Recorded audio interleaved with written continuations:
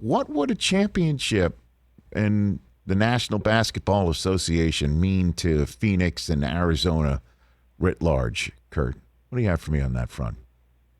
Yeah, I mean, Rich, the biggest thing is you realize as you kind of go through this, and when I was playing, is that anytime you make a run for a championship, it's about an entire community. It's not just about the team and the organization. It's about that community coming with you. And it's been a long time since the Suns have been in this position and competing for a championship. And, really just across the valley, it's been a long time, waiting for their teams to get to this point. And so it's fun to watch the city get excited.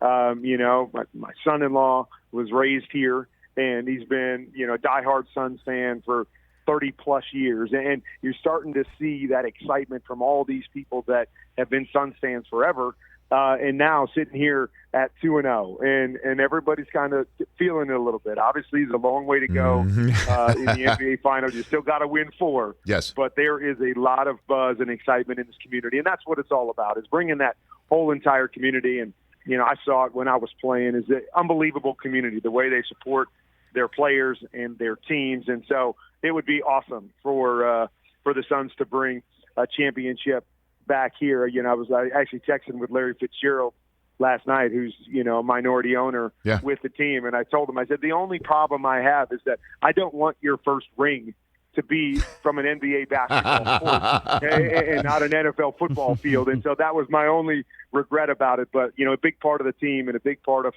helping turn things around and the excitement around the team. And so I'm excited for him and the entire team. How did Larry respond to that text, Kurt? Can you give me that response? He didn't really say anything to that. I know he feels the same way, as excited as he would be to be a part of that championship. There's no doubt that he would rather get the one that's holding up the Lombardi and on a football field, sooner. I bet. And just, because we started the show talking about, Kurt, how this team is just hitting its stride. It gets better, like they're getting better. That's why there is a sense of inevitability, even though there are 2 games to go. They're getting better. Bridges had a career high. You see both Camerons performing better. You're seeing Crowder, you're seeing Ayton, and then obviously Paul and Booker. With Monty Williams, we played a soundbite at the top of the show, too, of how he was coaching Ayton in the huddle. I love Monty Williams. I just love, I'll say this, Kurt. He reminds me of Dungy, the way that he comports himself, and it isn't the loudest guy in the room, but what he says lands like he's yelling. You know what I'm saying? He's got that quality. And that he's been through some stuff as well. Yes. And so I think everybody has gravitated to his personality, not just on the team, but in the community. And I think really around the league, and are pulling for, this man that has been through a bunch and is a tremendous leader, and the way that he carries himself and the reason that he does what he does. And you can tell that he cares, not just about winning a championship, but he cares about these young men and helping them be the best. And so unbelievable leadership from that standpoint. I even texted Larry again last night. It's just, the team reminds me to some degree of our team back in 08, kind of the old leader at the helm, in Chris Paul, who's kind of come in and settled down all these young pieces. But then there's so many young superstars surrounding him, but he seemed to be the glue and the leader that brought everything together. And it kind of reminded me of our team in 08, that the old guy came in and kind of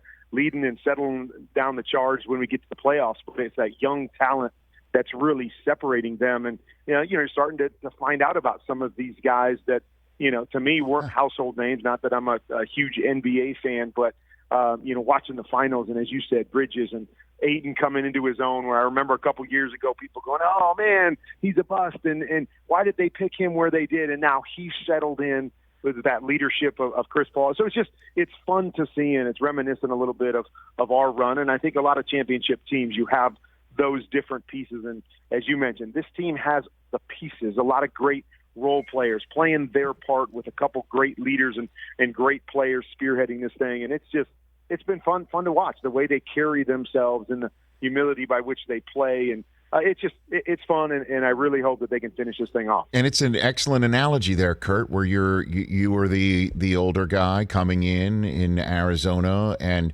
leading a championship run, and Chris Paul doing the same thing here, and you being an excellent basketball player in your own mind. Do you equate your game with Chris Paul's as well, Kurt? I like how you say that, in my own mind. Yeah, I like to think I'm a good basketball player in other people's minds too. But you're right, in my mind. No, I'm nothing like Chris Paul when I play basketball. Okay. When I played football, I pass the ball a lot. Okay. When I play basketball, I shoot the ball a lot. Okay. So I'm more like the Booker of my, pick up basketball games at the house. So unfortunately, I can't say I deliver, and I'm dropping dimes from that standpoint. Completely different from Chris Paul when I play basketball. Well, and plus you broke your face playing basketball, like Devin Booker, right, Kurt? That's another. I did that. I broke my jaw, as you remember well, in the middle of the NFL season a couple of years ago. Yeah. I did break my jaw playing. So you're more Booker. That's a good point. You're more Booker. You're Booker and Paul. I play with my face. So what are you going to do? Hey, you watched all the way to the end. Thanks for that. Watch more right here.